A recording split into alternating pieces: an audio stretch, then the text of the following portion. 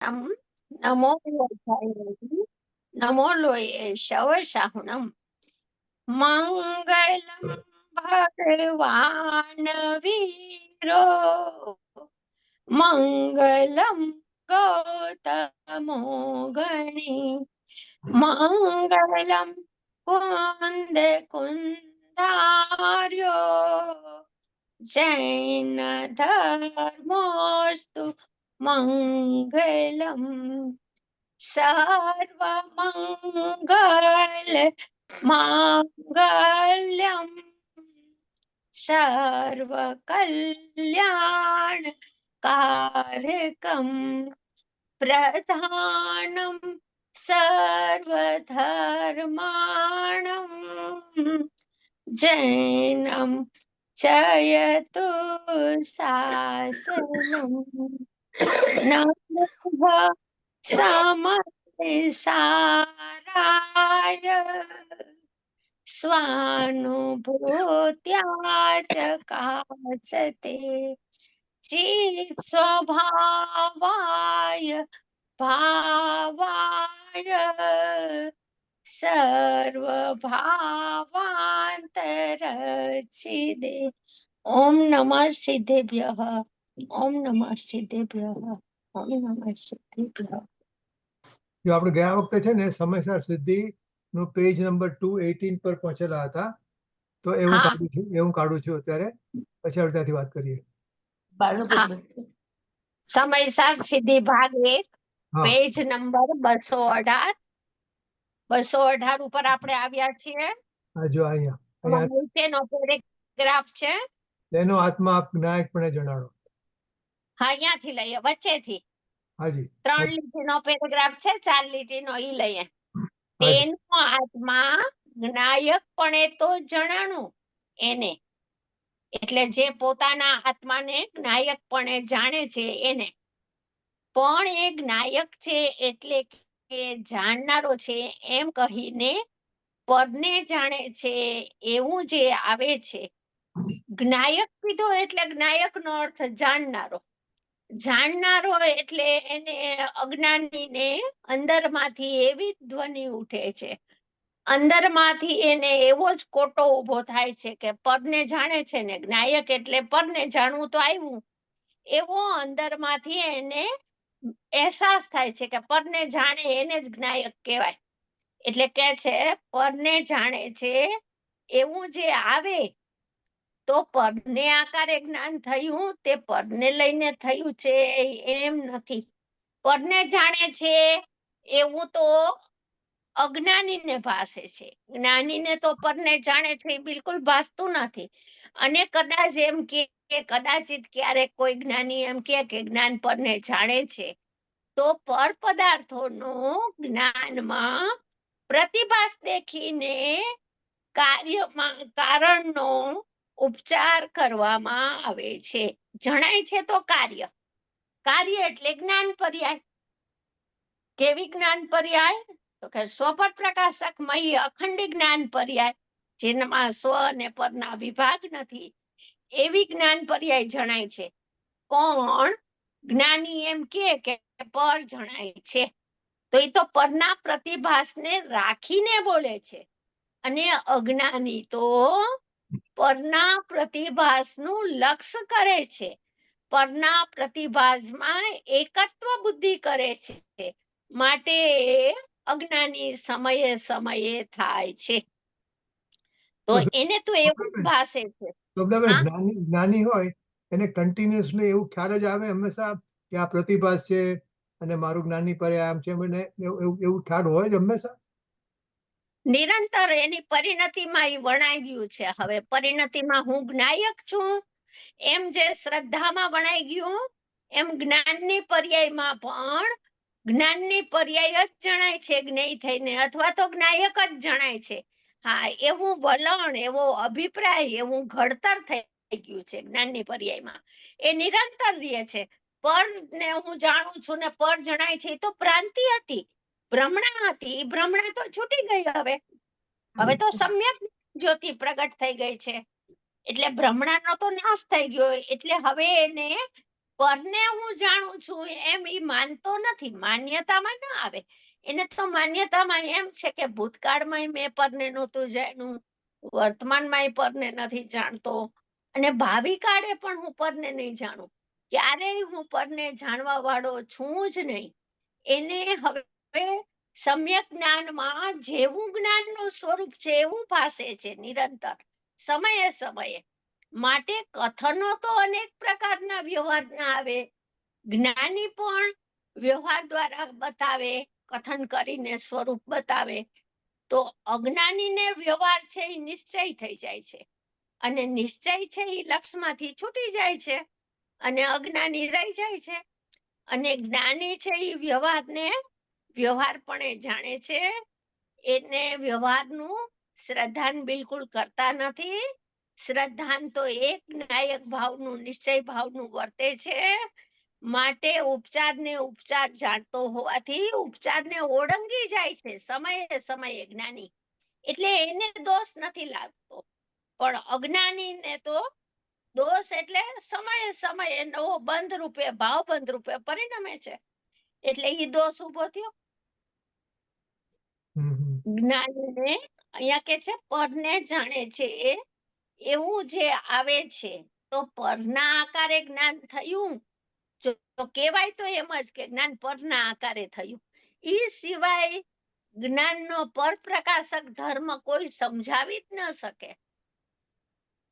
તો અહીંયા એમ કીધું પરને આકારે જ્ઞાન થયું, તો જ્ઞાન પરને આકારે થયું છે. જ્ઞાન તો પોતાના આકારે રહેલું છે, થયેલું છે, પરિણમે છે.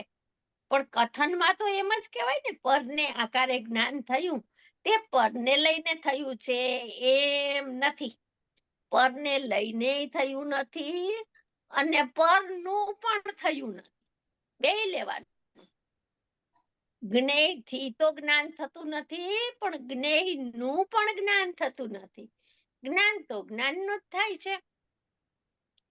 ધર્મીને પણ હજી રાગ આવે છે, રાગનું જ્ઞાન થાય. 12મી ગાથામાં કહેશે, જો રાગ આવે છે, રાગ છે તો રાગ છે તો રાગનો પ્રતિભાસ પણ છે. એટલે રાગનું જ્ઞાન થાય. જ્ઞાન થાય એટલે જ્ઞાનની સ્વચ્છતામાં રાગ પ્રતિભાસે છે. ઈ જ્ઞાન થયું, એને જ્ઞાન થયું કહેવાય. રાગનું જ્ઞાન થયું એટલે રાગનો પ્રતિભાસ થાય છે. 12મી ગાથામાં કહેશે, જાણેલો પ્રયોજનવાન.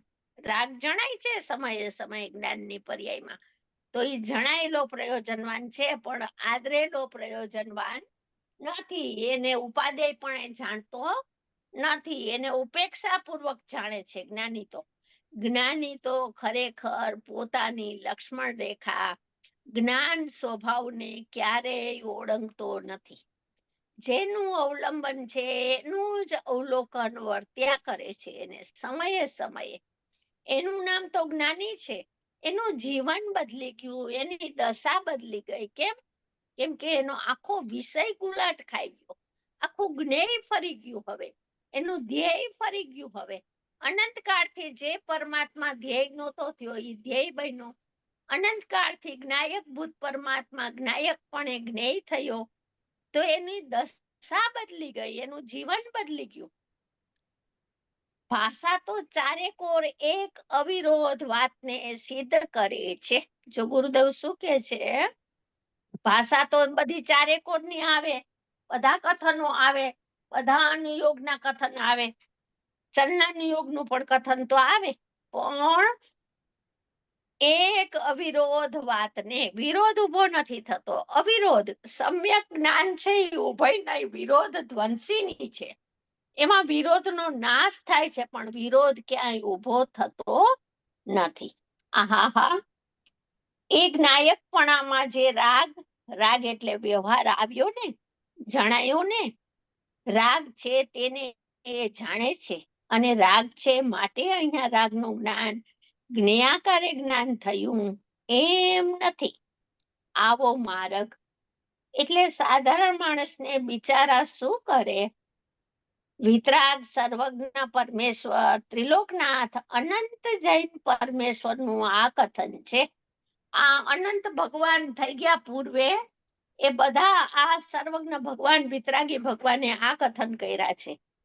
એક મુનિનું કહો કે અનંતા તીર્થંકરનું કહો કે અનંતા સંતોનું કહો, બધું એકાદ છે. આહાહા. અને મુનિ તો જીન પર્યાયમાં 3 કસાઈનો અભાવ થઈ જીન દશા જેને પ્રગટી છે. મુનિને તો 3 કસાઈના અભાવ રૂપની વિતરાગી પ્રચુર સ્વસંવેદનની દશા, કે અમે મુનિમાં અને અમે સિદ્ધમાં કાંઈ નિયમસારમાં કીધું ને, કાંઈ ફરક દેખતા નથી અમે, એવી જીન દશા જેને પ્રગટી છે. આહા, એને મુનિ કહીએ. તે મુનિ કહે છે હું આ સમયસારને કહીશ. આ કહીશ એમાં તો વિકલ્પ છે ને. એટલે ઘણા એમ કહે કે આ કહીશ, એમ કે છે કે હું સમયસાર કહીશ. પેલી ગાથામાં એમ કે છે કે હું સમયસાર કહીશ. કહીશ તો એમ કે આ વિકલ્પ છે ને, કહીશ કહેવાનો તો વિકલ્પ છે, પણ મારું જોર ત્યાં નથી. હું તો ત્યાં સ્વભાવ તરફના જોરના લક્ષ્ય વાત કરીશ, વાત ત્યાં કરીશ. જેમ કે શ્લોક નંબર 3 માં એમ કીધું ને કે ટીકાના કાળમાં અમારી પરિણતિ વિશુદ્ધ થાઓ. તો ટીકાના કાળે પરિણતિ થોડી વિશુદ્ધ થાય છે.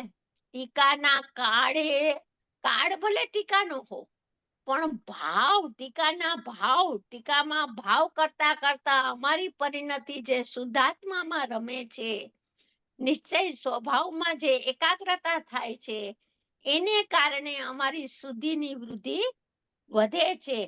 અને એને કારણે અમારા સ્વભાવ તરફનું જોર ને લક્ષ્ય ને પુરુષાર્થ વધ્યો, એના કારણે તો અશુદ્ધતા તો સહેજે ટળી ગઈ એમ કહેવાય.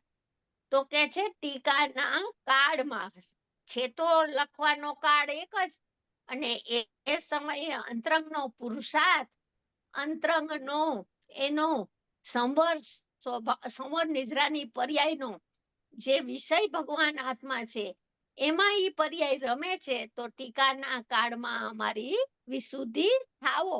સમય તો એક જ છે ટીકા લખવાનો અને અંદર પરિણમનનો.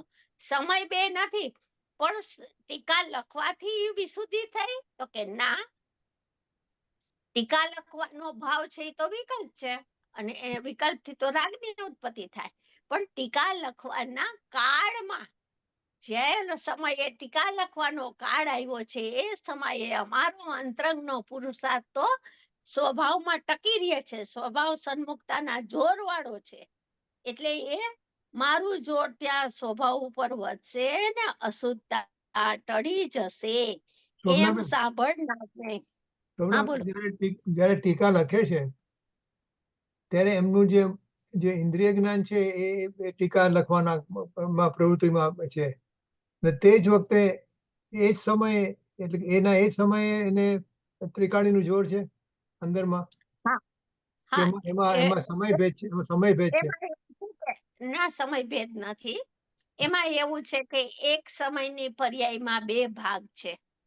હવે શ્રદ્ધાની પર્યાય સર્વથા હું શુદ્ધ છું, હું જ્ઞાયક છું, એમ સર્વથા પરિણમી ગઈ. શ્રદ્ધામાં 2 ભાગલા નથી, પણ જ્ઞાનની પર્યાયમાં અને ચારિત્રની પર્યાયમાં તો 2 ભાગ પડે છે. 4 થી 14 ગુણ સ્થાનના ભેદ પડ્યા એ ચારિત્રમાં પડ્યા, અને અતિન્દ્રિય જ્ઞાન ને ઇન્દ્રિય જ્ઞાન થોડુંક રહી ગયું બાકી છે હજી, તો જ્ઞાનની પર્યાયમાં 2 ભેદ પડ્યા. એટલે એક પર્યાયમાં 2 ભાગ, જે ગુરુદેવ કે છે ને, સાધક થયા પછી એક પર્યાયમાં 2 ભાગ પડે છે. તો એક ભાગ ઇન્દ્રિય જ્ઞાનનો ઉઘાડ છે, ઈ ટીકા લખવામાં કાર્ય કરે છે, અને એ જ સમયે અતિન્દ્રિય જ્ઞાનની શુદ્ધ નિર્મળ પરિણતિ છે, ઈ સ્વભાવના જોરવાળી, સ્વભાવના પુરુષાર્થવાળી છે, અને સ્વભાવમાં રમણતા કરતી, ચારિત્રને ઉગ્રતાથી ધારણ કરતી પરિણમી રહી છે. એક સમયમાં 2 ભાવો સાધકને હોય છે. શ્રદ્ધામાં નથી 2 ભાગલા, બાકીની પર્યાયમાં 2 ભાગ પડે છે. જો 2 ભાગ ન પડતા હોય તો 4 થી 14 ગુણસ્થાનના ભેદ જ ઉભા ન થાય. તો જે સમયે શ્રદ્ધા સમ્યક થઈ એ સમયે જ સિદ્ધ દશા હોવી જોઈએ, એ જ સમયે કેવળ જ્ઞાન હોવું જોઈએ. તો એમ તો બનતું નથી. છદ્મસ્ત દશા રહે છે, ભલે કોઈને અંતર્મુહૂર્ત રહે પણ અસંખ્ય સમય તો બધાને રહે જ, તો અને એટલે કોઈને શોભનાબેન, એમાં આપણે કહ્યું, તમે કહ્યું કે આ જે સાધક છે એની આપણે ત્રણ ગુણની પર્યાય લઈએ, જ્ઞાન, શ્રદ્ધા અને ચારિત્ર. તો શ્રદ્ધા તો પૂરેપૂરી પરિણમી ગઈ છે. શ્રદ્ધામાં તો એક જ છે, એનો ત્રિકાળીનું અવલંબન. પણ જ્ઞાન અને ચારિત્રમાં એક જ સમયે બે પર્યાય તમે કહો છો, એ એક ના, પર્યાય બે નથી, એક પર્યાય એક પર્યાયમાં બે જ છે. ભાગ, એક પર્યાયમાં બે ભાગ. ભાવો. હા, એક પર્યાયમાં બે હા ભાગ. હા અચ્છા, એટલે એટલે આ ઉપરિણમન એનું ચાલુ જ રહે. એટલે એક જ પર્યાયના બે ભાગમાં લોકો બધા આમાં એ જે સમજવામાં લોકોને વાંધો નથી આવતો કે એક પર્યાયના બે ભાગ કેવી રીતે થઈ શકે? એક પર્યાયમાં બે ભાવ સાથે રહે છે ને, જેમ કે આખો પુણ્ય પાપ અધિકાર લખ્યો આચાર્ય ભગવાને, તો એની અંદર બે ભાવ કીધા ને. ચારિત્રની દશા છે, નિર્મળ વિતરાગી પરિણતિ પણ ચાલુ છે, અને રાગ અને પુણ્ય પાપના ભાવો પણ સાધકને ચાલુ રહે છે. બે એક ચારિત્રની પર્યાયમાં બે ભાવો વર્તે છે, તો કોઈને બાધક નથી. શ્રદ્ધામાં મિથ્યા ભાવ બાધક છે. શ્રદ્ધા હોય તો સમ્યક શ્રદ્ધા હોય તો મિથ્યા શ્રદ્ધા ન હોય, ને મિથ્યા શ્રદ્ધા હોય તો સમ્યક શ્રદ્ધા ન હોય. એ 100% સર્વથાવાળી છે, એમાં કથનચિત કે ભાગલા નથી. જ્યારે બાકીની પર્યાયો છે, જ્ઞાનની અને ચારિત્રની, એ તો સાધકને અંશે શુદ્ધ અને નિર્મળ ને વિતરાગતા પ્રગટ થઈ છે. પૂર્ણ વિતરાગતા અને પૂર્ણ નિર્મળતા તો કેવળ જ્ઞાન અને સિદ્ધ થાય ત્યારે થાય છે. તો જેટલી શુદ્ધતા ને નિર્મળતા છે એ તો અંશે છે, બાકીનો હજી મોટો ભાગ છે એ તો હજી અશુદ્ધતા વાળો છે.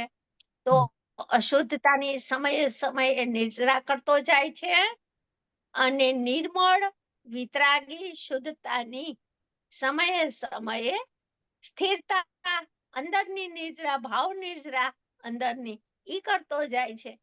બંને પરિણમન ચાલુ જ છે, અને બંને એકબીજાને બાધક નથી, એક સમયમાં સાથે રહી શકે છે. રાગ છે ઈ વિતરાગતાને બાધક નથી, ને વિતરાગતા પ્રગતિ રાગને બાધક નથી. એક સાથે બેનું હોવાપણું રહી શકે છે, રહે જ છે. અચ્છા, ઓકે, હમ બરાબર, ઓકે, હમ સમજાય. અશુદ્ધતા ટળી જશે એમ સાંભળનારને પણ અનંતા સિદ્ધોને જેણે સ્થાપ્યા તેને સાંભળતા સ્વલક્ષે સાંભળે છે. જો સાંભળવું કેવી રીતના, તો ગુરુદેવ કહે છે સ્વલક્ષે. સ્વલક્ષે એટલે સ્વની ઉર્ધ્વતા પૂર્વક. હું વર્તમાનમાં પરિપૂર્ણ છું, વર્તમાનમાં સિદ્ધ છું, વર્તમાનમાં કૃત્ય છું, એવો ભાવ દ્રઢ કરીને સાંભળવું આ વિતરાગની વાણી, ગુરુદેવની વાણી. એમ કે છે અનંતા સિદ્ધોને સ્થાપ્યા છે પોતાનામાં, તો હવે સ્વલક્ષે સાંભળે છે, અને પૂરણ વાત આવશે એમાં. સ્વલક્ષે સાંભળે છે, અને પૂરણ વાત આવશે એથી એનો પણ સ્વલક્ષ થઈને મોહ ટળશે. પૂરણ વાત આવશે એમાં, એટલે ભવિષ્યમાં જ્યારે તીર્થંકર ભગવાન છે એ કેવળ જ્ઞાન પ્રાપ્ત કરશે, વિતરાગતા પ્રગટ કરશે ત્યારે, અથવા સામાન્ય કેવડી થશે, તો કોઈની વાણી ખરતી હોય તો એ પૂર્ણને સ્વભાવમાં લક્ષમાં પૂર્ણને લઈને પરિણયમાં છે સાધક, તો ભવિષ્યમાં પણ એની વાણીમાં પૂર્ણની વાત આવશે, કે તું પૂર્ણ છો, તું પરમાત્મા છો, એવો જ પડકાર આવશે એમ. અને એનો પણ સ્વલક્ષ થઈને મોહ ટળશે, એટલે સાંભળનારનો પણ સ્વલક્ષ કરશે તો એનો પણ મોહ ટળી જશે. અસ્થિરતા પણ એની ટળી અને પહેલું શ્રુત કેવડી થશે, એટલે સમકીતી થશે.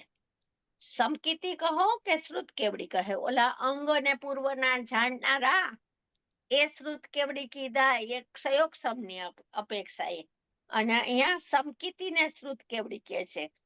કેમ કે જેણે શુદ્ધાત્માને જાણ્યો એ શ્રુત કેવડી છે, કેવળ શુદ્ધ આત્માને જે જાણતો પરિણમે છે એ શ્રુત કેવડી છે, અને એ સમકીતી છે. ચોથે ગુણ સ્થાને શ્રુત કેવડી થઈ ગયો. શ્રુત કેવડી એ કહેલું છે અને એ શ્રુત કેવડી પોતે થશે એટલે સમકીતી થશે અને પછી કેવડી થશે. પેલા સમકિત થાય પછી કેવળ જ્ઞાન થાય. કહો સુકનલાલજી, આ ગાથાનો આવો અર્થ છે. પાર પડે નહીં એવું છે. આહા, દિગંબર સંતો એટલે કેવડીના કેડાય હતો. બાકી બધી કલ્પનાની વાતો કરી છે સૌએ. એટલે અન્ય મતો ચાલે છે એ બધાએ કલ્પનાથી વાતો કરી છે. આના તો એક એક શબ્દની પાછળ કેટલી ગંભીરતા છે ભાવમાં. કુંદકુંદ આચાર્યની આ ટીકાની વાત કરી હું સમયસાર કહીશ. એ વાત ચાલ્યું આવે છે એટલે એમ કે છે કે એના એક એક શબ્દની પાછળ કેટલી ગંભીરતા ભરી છે. હવે પછીનો પેરેગ્રાફ છે એ મહત્વનો છે આપણા વિષયને અનુરૂપ. એ કહે છે કે ભલે અમે જ્ઞાયક કહીએ છીએ અને જ્ઞાયકને જાણ્યો અમે અને જાણનારે પણ જાણ્યું. હવે એને જાણનારો છે તો પરનોય જાણનારો છે એમ ભેગું આવ્યું. સ્વપર પ્રકાશક છે ને, તો પરનો જાણનારો છે માટે પરને જાણે છે. એ પર છે તેને આકારે જ્ઞાન થયું. તો જેવું પર છે તે સ્વરૂપે જ્ઞાન થયું તો એટલી તો પરકૃત જ્ઞેયકૃત અશુદ્ધતા આવી કે નહીં? એટલી જ્ઞેયકૃત પ્રમેયકૃત પદાધીનતા આવી કે નહીં? કે ના.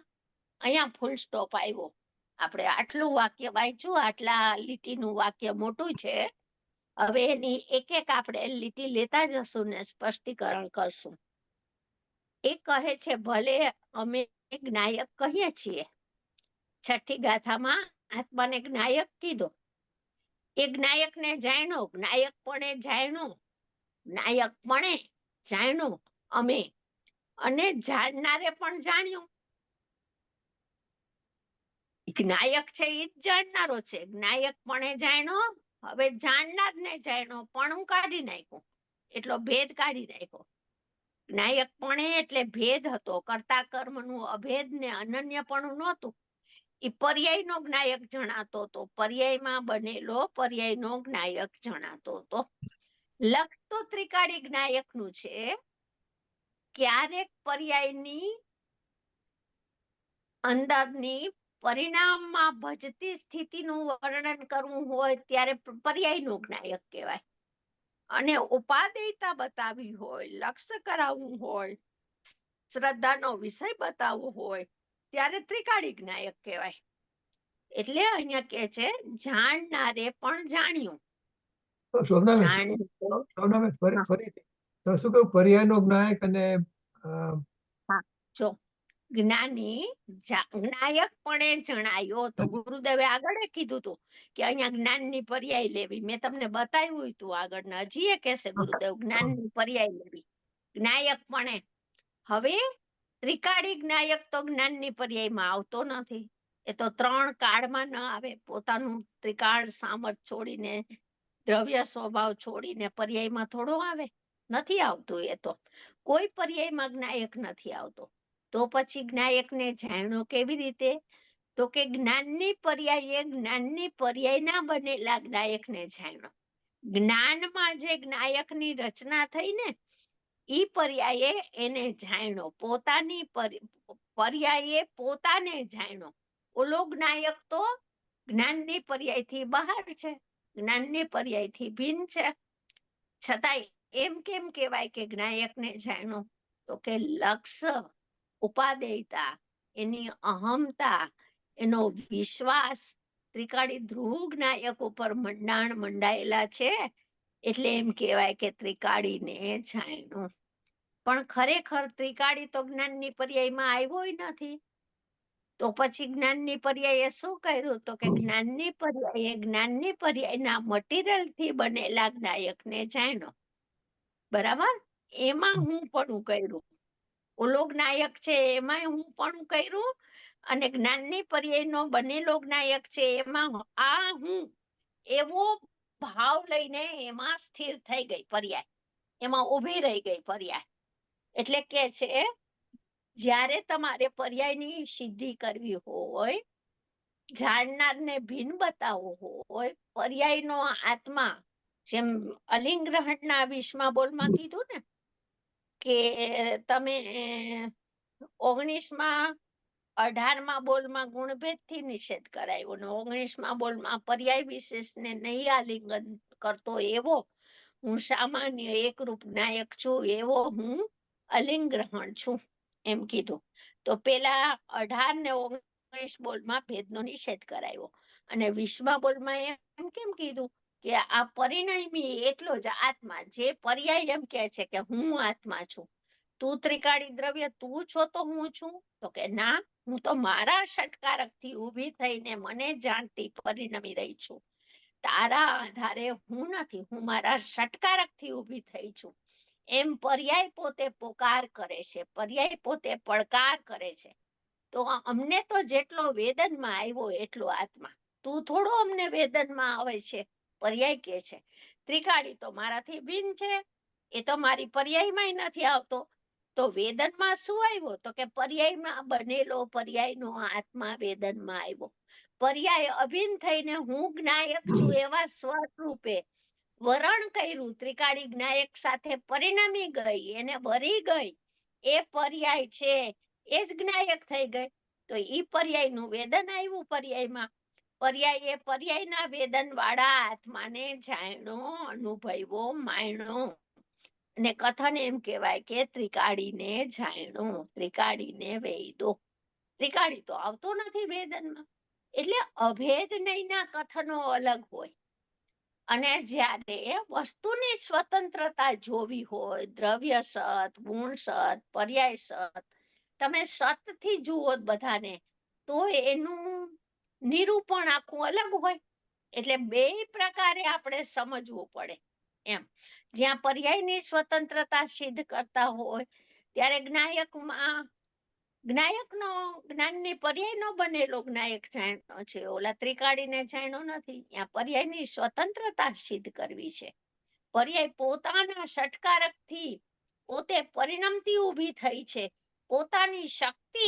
પર્યાય કે છે હું એ સામર્થવંત છું, મને કાંઈ ત્રિકાળીની જરૂર નથી, હું સ્વયં મારાથી ઊભી થઈ છું રચતી, મારા જ્ઞાયકને મેં રચ્યો છે અને ઈ જ્ઞાયકને હું વેદું છું ને ભોગવું છું. ત્રિકાળી જ્ઞાયક તો ભિન્ન છે મારાથી.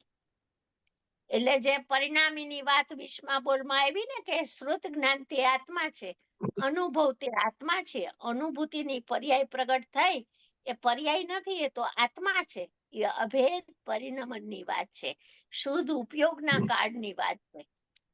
બાકી બધા કથનો તો જ્ઞાની ભેદમાં આવીને જ સમજાવશે. અનુભૂતિનું કથન જો આપણે આમાં અત્યારે પર્યાયથી રચિત જે આત્મા હતો એમાં એને એકત્વ કર્યું, એટલે અત્યારે આપણે પણ એકત્વ તો કરીએ છીએ, પણ પર્યાયમાં જે આત્મા આપણને દેખાય છે ને એ આત્મા ખરેખર જ્ઞાયક જે છે એનાથી જુદો છે, એટલે આપણને સમદર્શન થતું નથી. બરાબર છે કે આપણી જે અન્ડરસ્ટેન્ડિંગ છે. એને તો પર્યાયના બનેલા આત્માને જાણ્યો. હવે પર્યાયની વસ્તુ સ્થિતિ બતાવી હોય, પર્યાયની રચના બતાવી હોય, પર્યાયનું સામર્થ્ય બતાવવું હોય, પર્યાયનું વીર્ય બતાવવું હોય, ત્યારે તમને એમ જ કે પર્યાયે પોતાના જ્ઞાયકની રચના કરીને એમાં પર્યાય સ્થિર થઈ કે આ હું, ઈ જ્ઞાયકમાં હું પણ કર્યું ને, ઓલો જ્ઞાયક તો નથી આવ્યો. એ વસ્તુની સ્થિતિ છે, એ માન્યતાની સ્થિતિ છે. જો હવે વસ્તુગત સ્થિતિ તો એમ છે કે 3 કાળમાં દ્રવ્ય પર્યાયમાં આવે નહીં, એ વસ્તુગત ભિન્નતા તો રહી ગઈ. હવે અભિન્નતાથી કથન કરો તો કે દ્રવ્ય ને પર્યાય અનુભૂતિના કાળે દ્વૈત અને ભેદ દેખાતો જ નથી. અનુભૂતિના કાળે ભેદ ક્યાં છે? હવે જ્યારે તમારે એક ભાવશ્રુત જ્ઞાન તે આત્મા જ છે, અનુભૂતિ તે આત્મા જ છે, એમ કથન કરશું. અને જ્યારે તમારે દ્રષ્ટિનો વિષય, જ્યારે તમારે લક્ષ્યભૂત પરમાત્મા, જ્યારે તમારે ધ્યાનનું ધ્યેયભૂત પરમાત્મા ઈ બતાવવો હોય તો એ ત્રિકાળી જ્ઞાયક બતાવવો પડે. એટલે કથન તો જૈન દર્શનમાં અનેક પ્રકારના આવે. સમજવું તો આપણે જ પડશે કે અહીંયા શું કહેવા માંગે છે જ્ઞાની. મારે કહેવાનું એવું હતું કે જે જ્ઞાયક છે ખરેખર જ્ઞાયક છે એનું જેવું હા સ્વરૂપ છે, એવું સ્વરૂપ હજી મારી પર્યાયમાં આવ્યું નથી.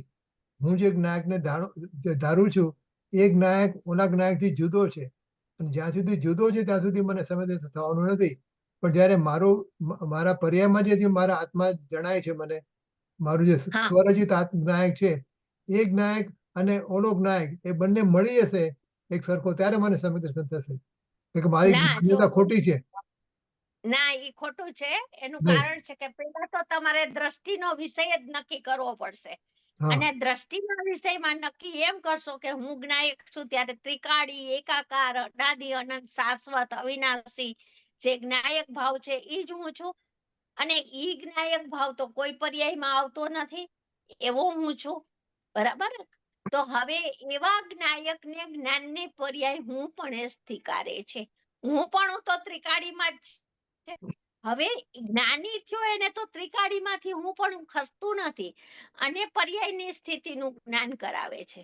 અજ્ઞાની એમ માને કે ત્રિકાળી જ્ઞાયક જ્ઞાનની પર્યાયમાં આવતો નથી, પણ મારા જ્ઞાનમાં પર્યાયમાં બનેલા જ્ઞાયકને તો એ તો પર્યાય દ્રષ્ટિ જ રહે ને. એ તો પર્યાયની જાણે પાછી પુષ્ટિ કરી. પર્યાય દ્રષ્ટિ પર્યાય મૂઢા પર સમય જ રહ્યો. એ સ્વ સમય ના થઈ શકે 3 કાળમાં. કેમ કે શ્રદ્ધાનો વિષય અગ્રર્ય છે અને સૌથી પહેલા શ્રદ્ધા સવડી થાય છે. અને શ્રદ્ધાને જ્યાં સુધી શ્રદ્ધાનો વિષય ન મળે ત્યાં સુધી જ્ઞાનની વસ્તુ સ્થિતિ શું છે એ આગળ કરાય નહીં. જ્ઞાનની વસ્તુ સ્થિતિ સમજવા માટે બરાબર છે, પણ એને તમે અગ્ર કરી લ્યો અને એને તમે ઉપાદેય બનાવી લ્યો તો ત્રિકાળની લક્ષમાંથી છૂટી ગયો. ઓકે.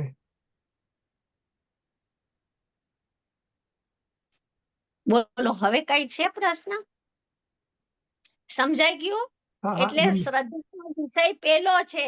એ તો 3 કાળમાં જ્ઞાનીને નથી છૂટતો અને જ્ઞાન કરાવે છે. બીજા બધી પરિસ્થિતિનું જ્ઞાન કરાવે છે. શ્રદ્ધાનો વિષય તો શ્રદ્ધાએ તો હું પણ જ્ઞાયક ત્રિકાળીમાં જ કર્યું છે. એનું હું પણ એમાંથી હટે નહીં 3 કાળમાં. હા, ના ના અને પછી મારો પહેલો કહેવાનો સવાલ એ હતો કે મેં જે દ્રષ્ટિનો વિષય માન્યો છે એ મારી માન્યતા બરાબર નથી. એટલે હું જેમાં એકત્વ કરું છું ને એ ખરેખર દ્રષ્ટિનો વિષય નથી. એટલે મને સમજ થતું નથી કે મારી જે માન્યતા છે દ્રષ્ટિના વિષયની એ ખોટી છે. એટલે જ્યાં હા સુધી મારી માન્યતા સાચી નહીં થાય ત્યાં સુધી મને સમજ હા નહીં થાય. તો મારી માન્યતા બરાબર થશે કે જેવું સ્વરૂપ છે દ્રષ્ટિના વિષયનું એવું જ મારા જ્ઞાનમાં આવ્યું છે, તો પછી મને સમજ થશે. હા બરાબર છે. હા ઓકે. દ્રષ્ટિનો વિષય મુખ્ય રહે. હા બરાબર બરાબર. બરાબર ઓકે. જેવું પર છે તે સ્વરૂપે જ્ઞાન થયું તો એટલી તો જ્ઞેયકૃત અશુદ્ધતા આવી કે નહીં? જો જેવું પર છે તેવું નહીં, તે સ્વરૂપે જ્ઞાન થયું. જો પરનું સ્વરૂપ, પરના દ્રવ્ય ગુણ પર્યાય, પરનું સ્વરૂપ શું? જ્ઞાનીને કેમ જણાતું હશે? આકાર જણાતા હશે પ્રતિભાસમાં. સ્વરૂપ જણાય છે. જળનું જળ, ચેતનનું ચેતન, પછી ધર્માસ્તિકાય છે તો કેવું સ્વભાવ છે, એનો વિશેષ ગુણો શું છે, એ રીતનું સ્વરૂપ બધા 6 દ્રવ્યનું સ્વરૂપ જો જેવું પર છે તે સ્વરૂપે જ્ઞાન થયું. પરનું જ્ઞાન પર રૂપે નહીં, સ્વરૂપે. પર છે તે સ્વરૂપે જ્ઞાન થયું. તો પરનું સ્વરૂપ શું? તો કે આ શરીર, તો કે એ અજીવ છે.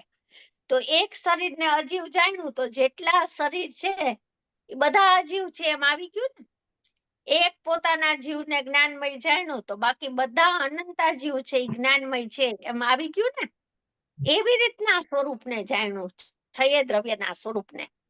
એટલે કે છે જ્ઞાન થયું. તો એટલી તો જ્ઞેયકૃત અશુદ્ધતા આવી કે નહીં? પર જેવું છે એવા સ્વરૂપે જ્ઞાન તો થયું.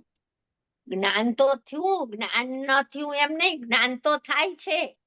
પરનું જેવું સ્વરૂપ છે એવું જ અહીં જ્ઞાન તો થાય છે, પણ પરને લઈને ને પરનું જ્ઞાન નથી નથી, ઈ જ્ઞાન પોતાનું છે એમ વજન નથી આવતું એને. અજ્ઞાની પર તરફ ઢળી જાય છે કે આ છે તો જ્ઞાન થયું, બસ ઈ એની મિથ્યા કલ્પના છે. બાકી મારું જ્ઞાન થયું છે એમ હજી ભેદમાં નથી આવતો.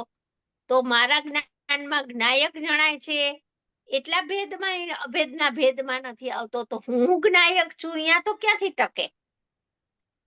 એટલે કે એટલી પરાધીનતા, જ્ઞેયકૃત અશુદ્ધતા આવી કે નહીં? તો કે ના, એટલી જ્ઞેયકૃત, જ્ઞેય એટલે પ્રમેયકૃત પરાધીનતા આવી કે નહીં? એટલે ગુરુદેવનો એક જ અક્ષરનો જવાબ છે ના, અને ના કહીને ફૂલ સ્ટોપ. ના, બીજી કોઈ ચર્ચા નહીં, ના. એ તો રાગના જ્ઞાન કાળે કેવી રીતના જ્ઞાની સમજાવે, કેટલી બધી મજબૂરી છે જ્ઞાનીને. જો એ તો રાગના જ્ઞાન કાળે, શરીરના જ્ઞાન કાળે. રાખ્યો પ્રતિભાસ પાછો? શરીરના જ્ઞાન કાળે, રાગના જ્ઞાન કાળે. સાધક છે, સવિકલ્પમાં આવ્યા છે સાધક, તો પાછો જ્ઞાનમાં આ જ્ઞેય ઉભા થયા છે, રાગનું પરિણમન થાય છે, શરીરનું પરિણમન તો ચાલુ છે. એ બેયના પરિણમન જ્ઞાનમાં જણાય છે. તો કે છે જ્ઞાન કાળે તે જ્ઞાન જ્ઞાયકપણાની પર્યાયપણે જ જણાયો છે. જો આવ્યું, આપણે હું કહેતી હતી ને પર્યાય ગુરુદેવ લે છે પણ એમાં તે જ્ઞાન, રાગના જ્ઞાન કાળે તે જ્ઞાન, રાગના જ્ઞાન કાળે રાગ પણ એ જ્ઞાન નથી જણાણું. તે જ્ઞાન જ્ઞાયકપણાની પર્યાયપણે જણાણું છે. જો વિષય બદલી ગયો, ગુલાટ ખાઈ ગઈ આખી પર્યાય, છ દ્રવ્ય અને રાગ અને પર તરફથી વિમુખ થઈ ગઈ ને સ્વભાવની સન્મુખ થઈ ગઈ, તે જ્ઞાન જ્ઞાયકપણાની પર્યાયપણે જ જણાયો છે. સમ્યક એકાંત કર્યું, વિષય બદલી ગયો આખો જ્ઞાનની પર્યાયનો, અને વિષય જે જ્ઞાને ધારણ કર્યો છે કે હું જ્ઞાયક છું, એમ જ્ઞાનની પર્યાય વિષય ધારણ કર્યો છે ને, તો ઈ જ્ઞાનની પર્યાય છે, એટલે હું જ્ઞાયક છું તો ઈ જ્ઞાયક છે ઈ જણાય છે, પણ હજી ભેદ પણ એ જણાય છે.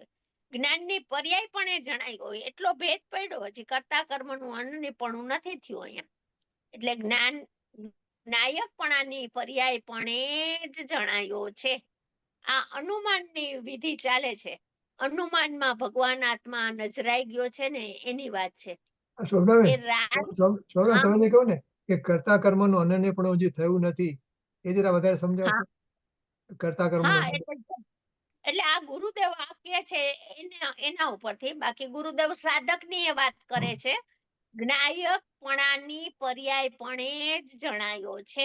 તો કર્તા કર્મનું અનન્યપણું હોય ને ત્યારે પણ એ શબ્દ નીકળી જાય.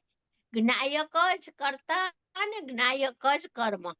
પરિણામી આત્મા પોતે પોતાને જાણવા રૂપે પરિણમી ગયો, નિર્વિકલ્પપણે પરિણમી ગયો. એ પરિણામી આત્મા જ કરતા અને પરિણામી આત્મા જ પોતાનું કર્મ. દ્રવ્ય કરતા અને પર્યાય કર્મ એમ નહીં, પર્યાય કરતા અને પર્યાય કર્મ એમ નહીં. એ બધા ભેદ છૂટી ગયા. અનુભૂતિના કાળે અભેદના લક્ષે પર્યાય અભેદ થઈને અનુભવ કરે છે અભેદનો. તો અહીંયા આખો પરિણામી આત્મા થઈ ગયો. હવે પરિણામીમાં પર્યાય પણ ગર્ભિત થઈ ગઈ અને પરિણામીમાં અપરિણામી પણ સમાઈ ગયો. બધું આવી ગયું. પરિણામી કેતા કોઈ બાદ બાકી ન રહી. અપરિણામી કેતા તો પરિણામી નહોતો થયો હજી, અને પર્યાય કેતા હું જ્ઞાયક છું એ પણ નહોતું આવતું હજી. અહીંયા તો કે છે કર્તા કર્મનું અનન્યપણું થઈ ગયું. અન્ય અન્ય નહીં, ભિન્ન ભિન્ન રહી. કર્તા ભિન્ન ને કર્મ ભિન્ન, કર્તા અન્ય ને કર્મ અન્ય એમ ન રહ્યું, એકાકાર થઈ ગયું. એક રસ સમરસ, જેમ કે દૂધિયું હોય, દૂધિયું તો એમાં 100 વસ્તુ નાખી છે.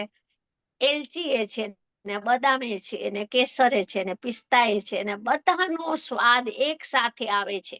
એક એક વસ્તુનો સ્વાદ અલગ અલગ પણ જ્ઞાનમાં જણાય છે, અને એક સમયમાં બધાનો આ સ્વાદ એક રસપણે અનુભવાય છે. બરાબર? તો એ દૂધિયાનો 100 વસ્તુનો સ્વાદ એક રસપણે અનુભવાય છે, એનું નામ કર્તા કર્મનું અનન્યપણું. એટલે કે કર્તા ભિન્ન 100 વસ્તુઓ ભિન્ન ભિન્નપણે નથી જણાતી. અનેકાંતની વાત કરો તો એ વસ્તુ અલગ થઈ જાય છે, પણ જ્યાં કૃતકૃત્ય થઈ ગયો, પોતાના સ્વરૂપમાં સમાઈ ગઈ પરિણતિ, એમાં અભેદ ભાવે અભેદ થઈને પરિણમી ગઈ, ત્યાં હવે કોઈ ભેદ દેખાતા નથી. ભેદ રહી ગયો અને ભેદ દેખાવો બંધ થઈ ગયો. દ્રવ્ય પર્યાય એક ન થાય 3 કાળમાં, પણ આ દ્રવ્ય ને આ પર્યાય એવા વિકલ્પ સમી ગયા, એવા વિકલ્પનું ઉત્થાન નથી, એવા વિકલ્પની ઉત્પત્તિ નથી, જ્યાં નિર્વિકલ્પ પરિણમન છે, એને કર્તા કર્મનું અનન્યપણું કહેવાય. એ છે જ્ઞાત તે તો તે જ છે. હા, જ્ઞાયકપણાની પર્યાયપણે જ જણાયો છે.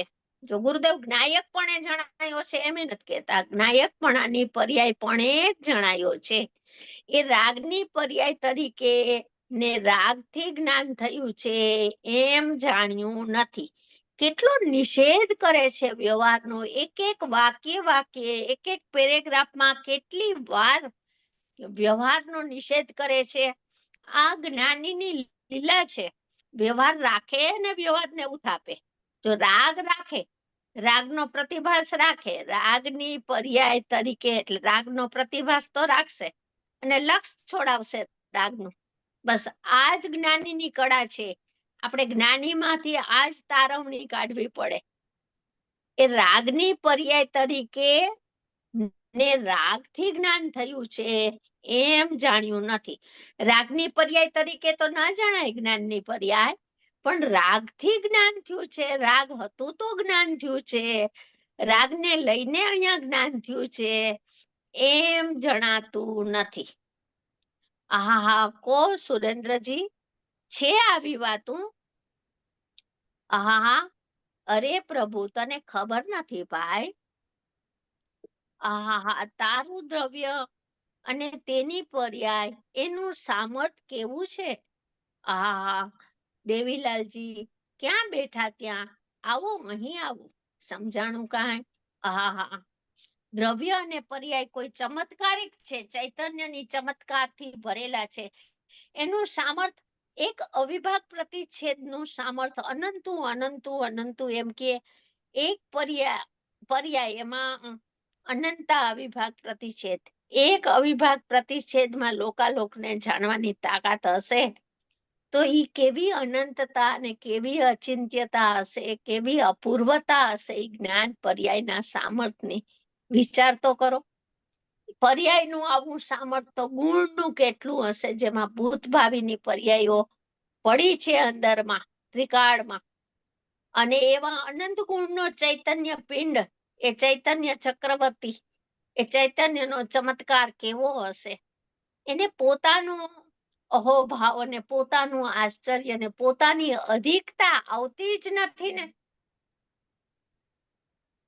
અમે હવે પછીનો નીચેનો પેરેગ્રાફ, અમે તો કહે છે કે રાગ ને શરીર જે કંઈ દેખાય તે કાળે તેને આકારે જ્ઞાન થયું. જો પ્રતિભાસ રાખ્યો માટે એને કારણે થયું એમ નથી, લક્ષ છોડાવી દીધું માટે એને કારણે પ્રતિભાસ રાખશે, પણ પ્રતિભાસને કારણે જ્ઞાન નથી થતું. રાગનો પ્રતિભાસ તો છે, શરીરનો પ્રતિભાસ તો છે. જો પ્રતિભાસ ક્યાંય ઉડાડતા નથી ગુરુદેવ. આ કળા છે જ્ઞાનીની. શરીર રાગ જે કંઈ દેખાય તે કાળે તેને આકારે જ્ઞાન થયું. આકારે એટલે એવા સ્વભાવ સ્વરૂપ રૂપે પરિણમ્યું જ્ઞાન, કે આ રાગ છે બસ એમ જ્ઞાન પરિણમ્યું. આ શરીરનું પરિણમન છે એમ જ્ઞાન પરિણમ્યું. શરીરના આકારે એટલે અહીંયા જડના આકારે જ્ઞાન થઈ ગયું એમ નથી. એ સ્વભાવે એવા સ્વરૂપે પરિણમી ગયું જ્ઞાન, કે આ છે માટે એને કારણે જ્ઞાન થયું. જ્ઞેયને લઈને જ્ઞાન થયું, જ્ઞેયને કારણે જ્ઞાન થયું એમ નથી.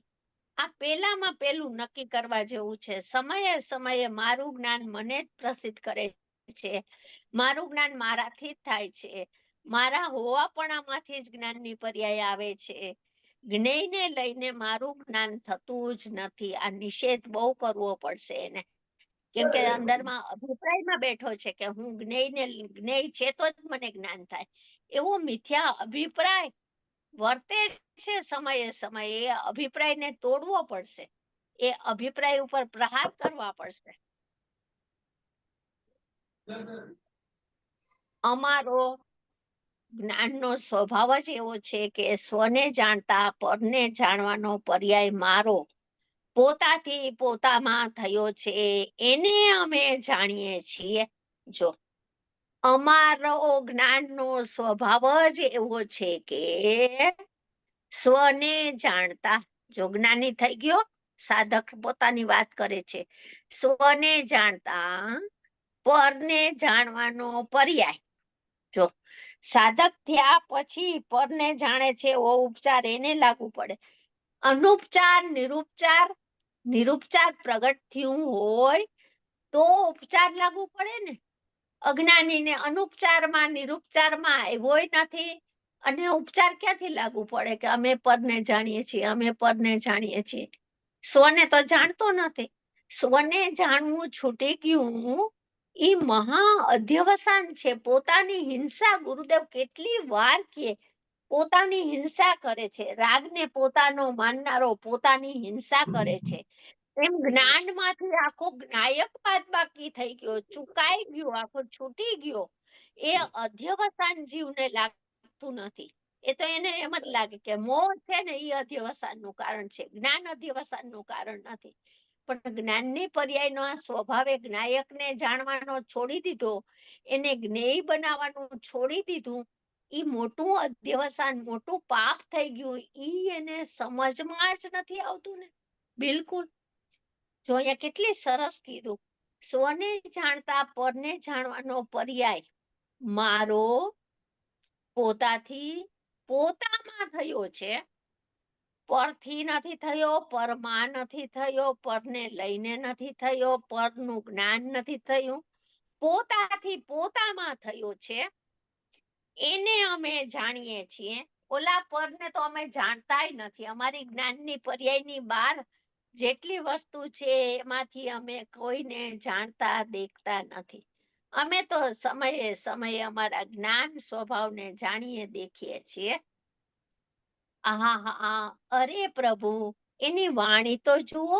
આહા, એ સંતોની વાણી સાક્ષાત મળે અને આહા, ગજબ વાતું છે ને. એટલે સંતોની વાણી પ્રત્યક્ષ સાક્ષાત એટલે પ્રત્યક્ષ મળવી, એ પણ ગજબ છે ને. એ જ્ઞેયાકાર અવસ્થામાં જ્ઞાયકપણે જે જણાયો, જોયું. જો પાછું પણે આવ્યું, મૂળ ટીકામાં પણે છે ને. એ જ્ઞેયાકાર અવસ્થામાં જ્ઞાયકપણે જે જણાયો, જોયું. જ્ઞેયાકાર અવસ્થામાં જ્ઞાયકપણે. હવે ગુરુદેવ કહે છે એ જ્ઞાનની પર્યાયપણે એ જણાણો છે. એટલો ભેદ પડે છે. હજી સવિકલ્પ દશા છે ને, અનુમાન વાળી દશા છે. સાધકને ફરી પાછો ભેદ તો પડે છે ને. સદુપયોગ ન થાય તો એની પર્યાયનો એટલો ભેદ તો પડે છે. એટલે સાધક પોતાની વાત કરે છે. જ્ઞાનની પર્યાયપણે એ જણાણો છે. જ્ઞાયકપણે એટલે જ્ઞાનની પર્યાયપણે એ જણાણો છે. જ્ઞાનની પર્યાય તરીકે એ જણાણો છે. પરની પર્યાય તરીકે જણાણો છે એમ નથી. જ્ઞેયાકાર અવસ્થામાં તો જ્ઞાનની પર્યાય જણાય છે. જ્ઞાનની પર્યાયનું જ્ઞાન થાય છે એવો જ્ઞાયક જણાય છે. પણ પર પર્યાય તરીકે જણાણો છે એમ નથી. આહા, શોભનાબેન, આમાં ભાઈ, સવાલ એ છે કે જ્ઞાનની પર્યાયપણે જણાય કે જ્ઞાયકપણે જણાય, એમાં ફરક શું પડે? જો સાધક સવિકલ્પ દશામાં આવ્યા છે ને તો પાછો ભેદ ઉભો થયો. શુદ્ધ ઉપયોગ હતા ને ત્યારે તો અભેદ એકાકાર ચિન્મય આત્મ રામ હતો. એક આત્મ રામ. અહીંયા દ્રવ્ય પર્યાયના ભેદ નહોતા. સવિકલ્પ દશામાં આવ્યા ને તો શુદ્ધ ઉપયોગ છૂટી ગયો ને શુદ્ધ પરિણતિ રહી ગઈ. તો ઉપયોગ છૂટી ગયો ને તો હવે ઉપયોગનો એક છોયડો પર સન્મુખ થઈને પરને જાણવા વયો ગયો. એ તો જ્ઞાની એમ જાણે છે કે એ તો ખંડ જ્ઞાન છે, બહિર્જ્ઞાન છે, પરસત્તાવલંબી જ્ઞાન છે, એ અમારું જ્ઞાન નથી. પણ હવે જે અતિન્દ્રિય જ્ઞાનની નિર્વિકલ્પ પરિણતિ ચાલુ છે ને, એ તો અભેદપણે આત્માનું અભેદતા સાધતી જ પરિણમી રહી છે. એમાં તો એટલું અભેદ થયું ને એટલું તો રહી ગયું. ઈ અભેદ તો હવે ઈ અભેદ સમયે પરિણતિમાં જણાય છે, પણ ઉપયોગ રૂપ નથી જણાતો ને. તો ઉપયોગમાં હવે ઈ એમ લે છે કે મને જ્ઞાનની પર્યાય જણાય છે.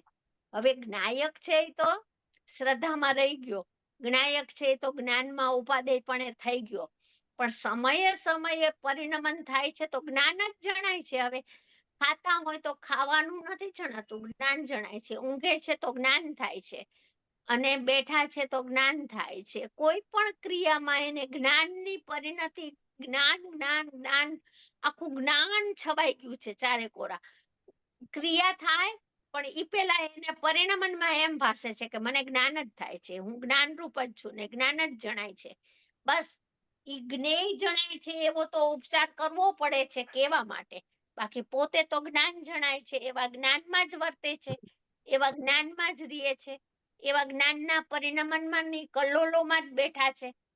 એટલે એને જેટલો જ્ઞાયક ચોથા ગુણસ્થાનમાં જેટલી અભેદતા થઈ એટલો રહી ગયો, પણ વિશેષ અભેદતા તો સદુપયોગના કાળે જ થાય, સવિકલ્પમાં ન થાય. એટલે સવિકલ્પ ને નિર્વિકલ્પમાં એટલો ફરક છે. તો સોલ એટલે એને જ્ઞાન જણાય છે, તો એ જ્ઞાન હા, જણાય છે એમાં એ જ્ઞાનમાં એનું જ્ઞેય છે કે ખાલી એને જ્ઞાન જ જણાય છે? જ્ઞેય સાથે જ્ઞાન સાથે જ્ઞેય પણ જણાય છે કે નહીં? ના, જ્ઞેય ન જણાય. ખાટું છે તો ખાટું જ્ઞાનમાં આવ્યું. આ મેં લીંબુ ખાધું, એ લીંબુ મને ખાટું લાગ્યું, બરાબર? હા, ખાટું લાગ્યું તો જ્ઞાન ખાટું થયું, તો જ્ઞાન જડ થઈ જાય કે ન થઈ જાય? જ્ઞાન ચૈતન્ય રીએ. જ્ઞાન 3 કાળમાં ખાટું ન થાય ભાઈ. જ્ઞાન ખાટું નથી થતું, ખાટા સંબંધીનું જ્ઞાન થયું છે. તો જ્ઞાનમાં તો જ્ઞાનનું જ્ઞાન થયું છે, જ્ઞાનમાં તો જ્ઞાન વ્યાપેલું છે, જ્ઞાનમાં તો જ્ઞાન જ પરિણમી રહ્યું છે. આ તો બધી જ્ઞાનની જ કલોલ ઉછળી રહી છે, આ તો મારું જ્ઞાન જ છે, એમ જ્ઞાન ભાવને નિરંતર અનુભવે છે. એ ખટાશ જ્ઞેય ખટાશ વગરના ભાવને જ્ઞાનને ખટાશ વગરના જ્ઞાનને જાણે છે, એટલે ખટાશ જુદી અને જ્ઞાન જુદું એમ જાણે છે. એમ તો હા હા, ખટાશ વગરનું અરૂપી જ્ઞાન, નિર્વિકલ્પ જ્ઞાન. નિર્વિકલ્પ તો ન કહેવાય, અરૂપી જ્ઞાન. પછી રૂપ ખાટું તો રૂપી છે પદાર્થ, આ તો અરૂપી જ્ઞાન, અમૂર્તિક જ્ઞાન. ખાટું તો મૂર્તિક પદાર્થ છે, જળ પદાર્થ છે, આ તો ચેતન બનતું જ્ઞાન જાણે છે. હા, ઓલું તો બિન રહી ગયા બધા પદાર્થ. એ તો કથન કરવું હોય કે જ્ઞાન કેવું થયું, તો કે ખાટા સંબંધીનું લીંબુનું જ્ઞાન થયું. કેવો કથન સમજાવાય, કઈ રીતે કે મને આ વસ્તુ સંબંધીનું આવું જ્ઞાન થયું, એ સમજાવવા માટે તો કથનમાં પરની અપેક્ષા લેવી જ પડે. પરિણામન અતિ અતિ અતિ નિરપેક્ષ છે, જ્ઞેયથી અત્યંત વ્યાવૃત છે, જ્ઞેયથી અત્યંત ઉદાસીન રહીને જ્ઞાનનું પરિણમન થયા કરે છે. પરલક્ષ અભાવાત પરિણમન ચાલુ જ છે નિરંતર જ્ઞાનીનું. હવે પરનું લક્ષ છૂટ્યું. હવે 3 કાળમાં પરનું લક્ષ ન થાય ને સ્વભાવનું લક્ષ થયું. હવે એનું લક્ષ 3 કાળમાં છૂટે નહીં. એટલે ટૂંકમાં જયારે જ્ઞાયક જણાશે ત્યારે તો નિર્વિકલ્પ દશા હશે, અને જયારે જ્ઞાન હા, જણાય છે જ્ઞેયથી જુદું જ્ઞાન, હા, ત્યારે સવિકલ્પ હા, દશા એટલે પરિણતિમાં છે. હા, ઓકે, હા. બરાબર. ઓકે, બરાબર, સારું થયું. ભાઈ, માર્ગ બહુ ઝીણો બાપુ, અને જેના ફળ પણ અનંત સંસારનો અંત. ફળ પણ મીઠા, મોક્ષ મળે એવા અનંત સંસારનો અંત, એવા ફળ મળ્યા. અનંત સંસારનો અંત, અને અંત વિનાની પર્યાય સાદી અનંત પ્રગટે. સંસારનો તો અનાદિથી અંત નહોતો, પણ હવે અંત થઈ ગયો, અનંત સંસારનો અંત. અને અંત વિનાની, જેનો કોઈ કેવળ જ્ઞાનની પર્યાય પ્રગટ થશે સાધકને, તો જેનો કોઈ અંત નથી ભવિષ્યમાં, એવી પર્યાય સાદી અનંત થયા જ કરશે, થયા જ કરશે, થયા જ કરશે. શરૂઆત ભલે થઈ, સાદી એટલે શરૂઆત થઈ, નહોતી એની થઈ, પણ હવે અનંત કાળ સુધી પ્રગટા જ કરશે. એટલે સાદી અનંત પ્રગટે. આહા બાપુ, એ મારગડા કોઈ અલૌકિક હોય છે. આહા, એ જ્ઞેયાકાર અવસ્થામાં છે, એ જ્ઞેય રાગને જાણવાની અવસ્થામાં. જો કથન તો એમ જ કહેશે. જ્ઞેયાકાર અવસ્થાનું સ્વરૂપ ખોલીને કેમ સમજાવે? રાગને જાણવાની સાધકની તો એમ જ હોય ને, રાગ નજીકમાં નજીક રાગ છે, જ્ઞાનની પર્યાયની નજીક સૌથી. તો એમ જ કે ને, જ્ઞેય રાગ પોતે જ્ઞેય છે. જો અહીંયા કે છે જ્ઞેય, જ્ઞેયનો અર્થ કર્યો રાગને જાણવાની અવસ્થામાં. એટલે રાગનો પ્રતિભાસ થાય છે ત્યારે શું થાય છે? જ્ઞાયકપણે જે જણાયો છે ત્યારે અમને તો જ્ઞાયક છું એમ જ જણાય છે. રાગનો ભલે ને પ્રતિભાસો, અમને તો જ્ઞાયક છું એમ જણાય છે. એ જ્ઞાનની પર્યાય પણ એ જણાયો છે. જો પાછું આવ્યું ને, રાગની પર્યાય તરીકે જણાયો છે એમ છે નહીં. તો સમયે સમયે જ્ઞાન જ પ્રગટ થાય છે ને, જ્ઞાન જ જ્ઞેય થઈને જણાય છે ને. સામે પુસ્તક છે. આ જ્ઞેયકૃત અશુદ્ધતા તેને નથી. એટલે રાગને એ વખતે શરીરની ક્રિયા થાય તે રીતે જ્ઞાન પોતે પરિણમે ને જાણે. જો છતાં એ જ્ઞેયકૃતની અશુદ્ધતા, પરાધીનતા જ્ઞાનના પરિણમને નથી.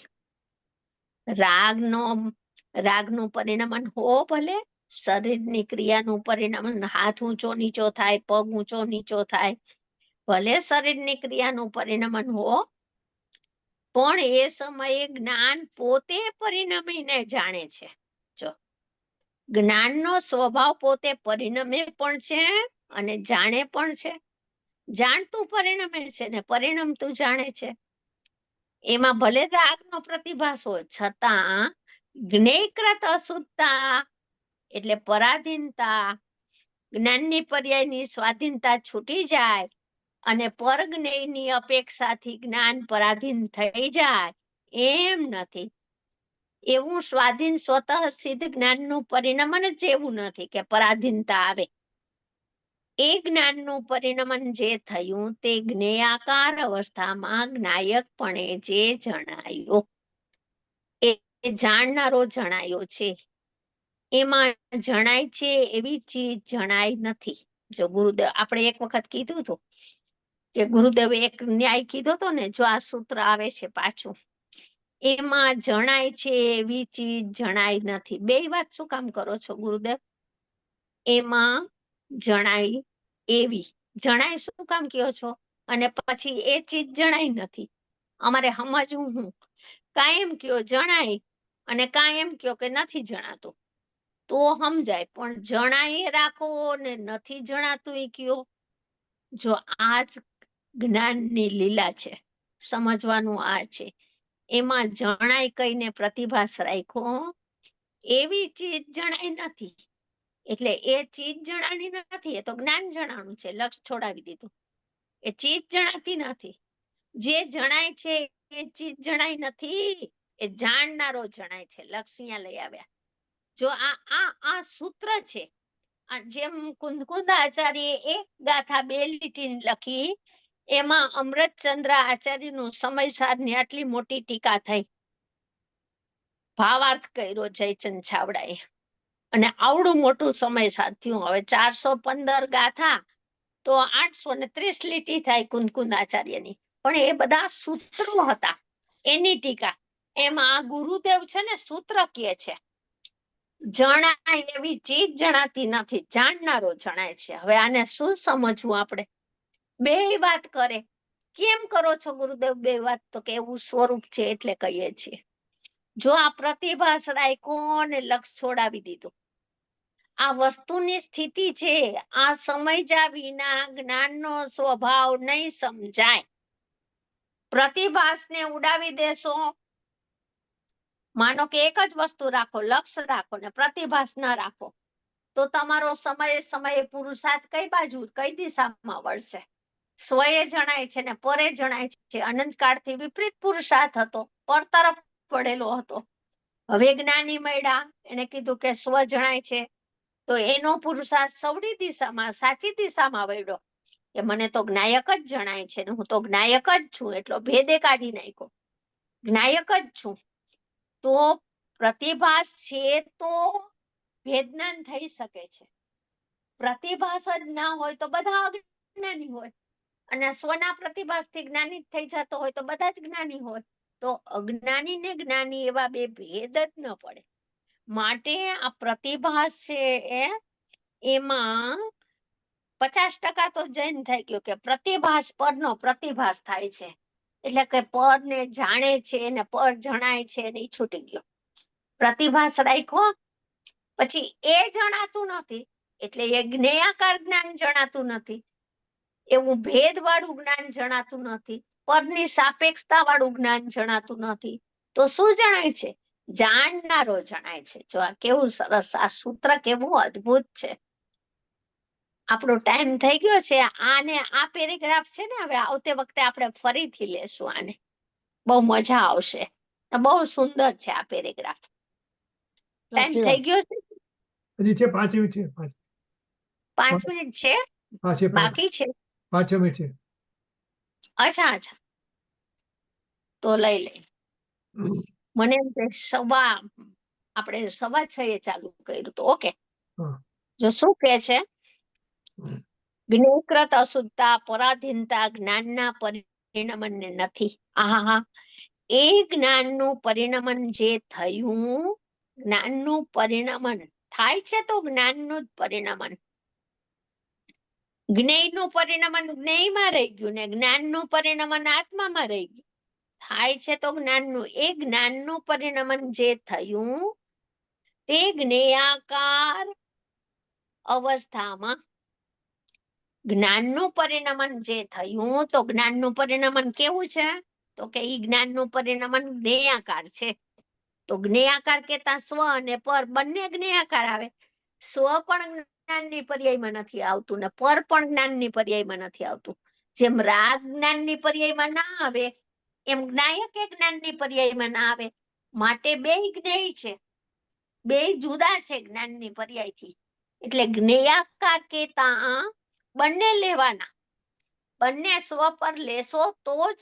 હા, અને જ્ઞેયાકાર કેતા સ્વ પર બે આવ્યા, માટે એને પણ સ્વ પર પ્રકાશક જ્ઞાન કહેવાય કે જે જ્ઞાનની પર્યાયમાં સ્વ અને પરનો પ્રતિભાસ થાય છે નિરંતર. એવા જ્ઞેયાકાર જ્ઞાનને પણ સ્વ પર પ્રકાશક કહેવાય. એટલે કે છે જ્ઞેયાકાર અવસ્થામાં, જ્ઞેયાકાર જ્ઞેય રાખ્યા, જ્ઞેયનો પ્રતિભાસ રાખ્યો, એવી અવસ્થાનું પરિણમન રાખ્યું. હવે વસ્તુ સ્થિતિ શું છે?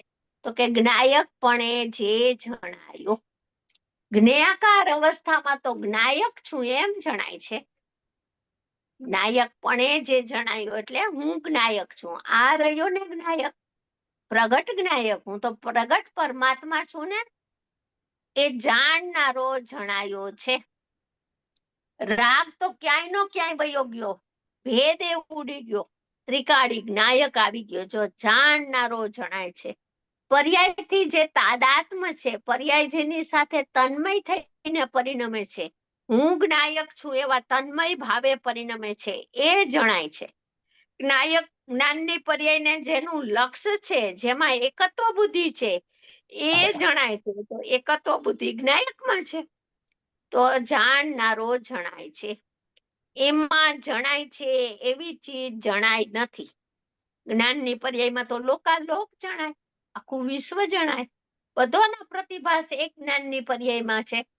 જ્ઞાન ઉપયોગની સ્વચ્છતા એવી છે કે કોઈનો પ્રતિભાસ રાખ્યા વિના કોઈનો પ્રતિભાસ ન થાય એમ ન બને. અને અનંત પદાર્થોનો પ્રતિભાસ હોવા છતાં જ્ઞાનની પર્યાય તો નિર્મળ, સ્વચ્છ, એવી ને એવી મલિન બિલકુલ નહીં, એવી ને એવી નિર્મળ રહે છે, અમલિન રહે છે. અને એ પર્યાય તો એમ કે છે કે હું તો જાણનાર છું. એટલે કે છે જે જણાય છે એવી ચીજ જણાય નથી, એટલે લોકાલોક જણાયા નથી, રાગ જણાયો નથી, શરીર જણાય છે ત્યારે શરીર જણાયું નથી, જે જણાય છે એ ચીજ જણાય નથી. આવી ગયો ખુલાસા? બધા ગુરુદેવ બધું હાજી કહી ગયા છે ભાઈ.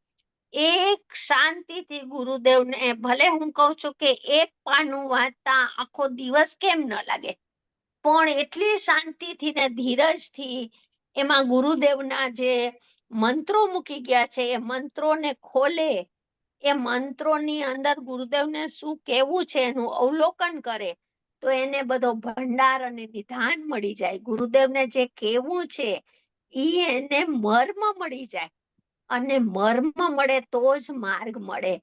જ્ઞાનીના અભિપ્રાયના મર્મને પામ્યા વિના માર્ગને પામી નહીં શકાય. પેલા તો જ્ઞાનીનું મર્મ, જ્ઞાનીનું હૃદય, જ્ઞાનીનું ઊંડાણ એને માપવું પડશે કે જ્ઞાની ક્યાં લઈ જવા માંગે છે. સમયે સમયે જ્ઞાયકમાં લઈ જવા માંગે છે, તો ઈ જ્ઞાયક કેવો છે, ઈ જ્ઞાયકમાં શું ભર્યું છે, ઈ જ્ઞાયકનો સ્વભાવ કેવો છે, એમાં એને નિરંતર ઊંડા ઉતરવું પડશે તો નિધાન મળે.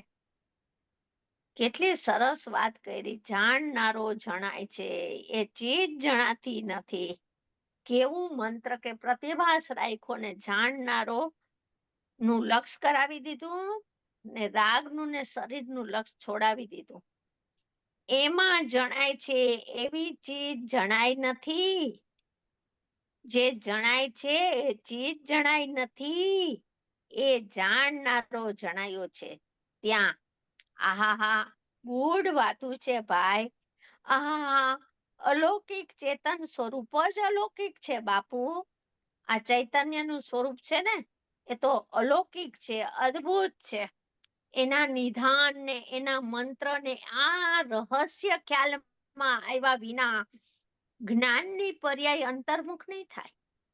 એ બહિર્મુખ એને એમ જ ભાસે છે કે આ જ્ઞેય જ જણાય છે. બહિર્મુખ ને બહિર્મુખ એનું ડોકું જ પર સન્મુખ ઉઘડતી જ પ્રગટ થાય છે. પરની સન્મુખ વાળી દિશા વાળી જ પર્યાય પ્રગટ થાય છે. પણ મારું જ્ઞાન મને પ્રસિદ્ધ કરે છે, મારા જ્ઞાનમાં હું જણાવું છું, મારા જ્ઞાનમાં હું વિસ્તરી રહ્યો છું, મારું જ્ઞાન મને જ પ્રસિદ્ધિ કરી રહ્યું છે. તો જ્ઞાન અંતર્મુખ થાય. અને એવી વસ્તુની સ્થિતિ હતી, જ્ઞાનમાં પોતે જ જણાતો હતો, માનતો નહોતો. એ નવી માન્યતા થઈ, નવો સ્વીકાર આવ્યો. એનું નામ અનંતો પુરુષાર્થ. બીજો કયો પુરુષાર્થ છે? એટલે આ આપણો અહીંયા પેરેગ્રાફ પૂરો થાય છે. હવે પછીનો પેરેગ્રાફ છે એ આપણે પછી લેશું. ટાઈમ થઈ ગયો કે હજી વાર? હા ના બરાબર ટાઈમ થયો છે, બરાબર છે. આ છેલ્લો એક સવાલ છે કે આ બધું આપણે જાણ્યું અને બધી અપેક્ષાઓ બધી ઘણી બધી છે આની અંદર. હવે એ અપેક્ષાઓનું પૂરેપૂરું જ્ઞાન ન હોય પણ જાણનારો જણાય છે એટલું આપણે બેસી જાય એટલું બસ છે કે નહીં? બસ છે, પર્યાપ્ત છે. ઓહો, અહીંયા તો બધી અપેક્ષા સમજીને અહીંયા જ આવું હતું. રાઈટ. અને અપેક્ષા એકાદ ઓછી સમજાણી હોય ને ત્રિકાળ ઉપર ભૂસકો મારે તો બધું ચકલા દેડકા કાંઈ નથી જાણતા, હરણ્યું કાંઈ નહોતું જાણતું, નવ તત્વના નામની નહોતી ખબર ને પામી ગયા. એટલે સ્વભાવ ત્રિકાળ સ્વભાવ ઉપર ત્રાટક મંડાઈ જાય તો ઈ પામી જાય તરત જ. બહારનું ઓછી અપેક્ષા, અધિક અપેક્ષા, પરલક્ષી જાણપણું ઓછું અધુક, એની કોઈ કિંમત નથી. બરાબર. ઓકે. કિંમત સ્વભાવની મહિમાની છે, પોતાની મહિમાની છે કિંમત. બરાબર. ઓકે. ચાલો. ચાલો કોઈ બે કોઈ સવાલ છે કઈ? ચાલો જીનવાણી. જાવાણી કે જ્ઞાન સે सूझे लोकालो सुवाणी मस्तक नमु सदा देत हूँ ढोंग। परम परम मंगलकारी वितरागी कल्याणकारी जिनवाणी मातनो जय जय हो। हो। अनंत अनंत उपकारी कृपाळु कहान गुरुदेवनो जय जय हो। दशम मूर्ति पूज्य भगवती मातनो जय हो। जय જય हो। હો. સનાતન સત્ય વિતરાગ દિગંબર જૈન જય હો ધર્મ જય હો. જય જય હો રેકોર્ડિંગ જય